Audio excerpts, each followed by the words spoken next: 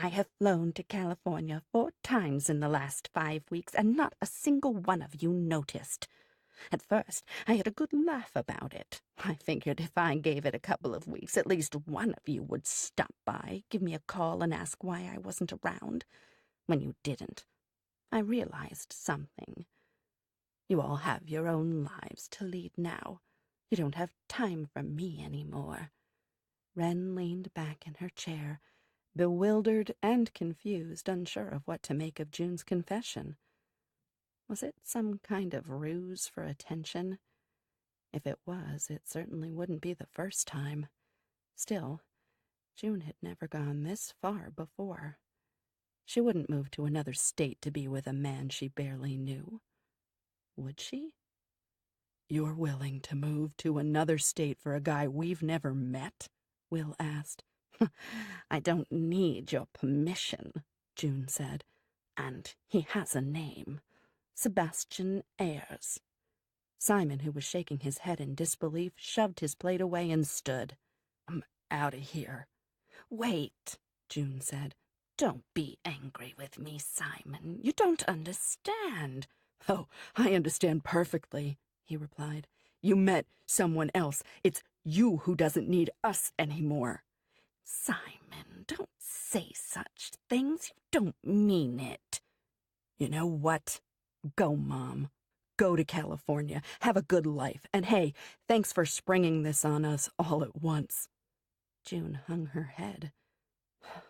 "I'm nothing but a burden to you all.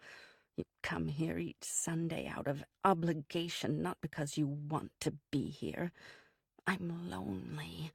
I have been ever since your father died.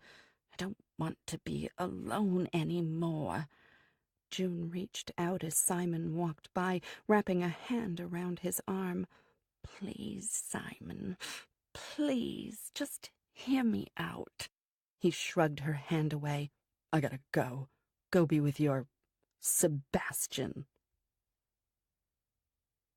2 hours later, Wren was combing through her purse at home when she noticed her cell phone was missing.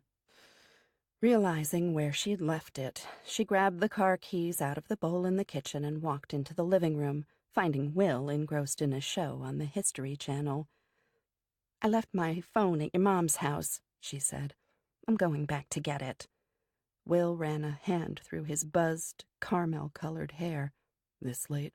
Why don't you just swing by tomorrow?" "I have an early morning meeting. I won't have time. Do you think she's still awake?"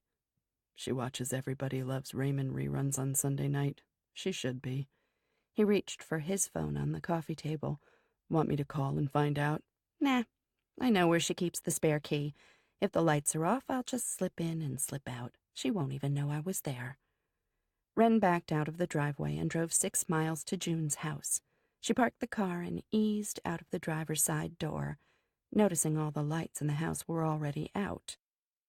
Thinking the stress from dinner caused June to retire earlier than usual, Wren lifted one of the pots in the front yard, running her hand over the coarse, pebbly concrete until she felt the spare key to the house.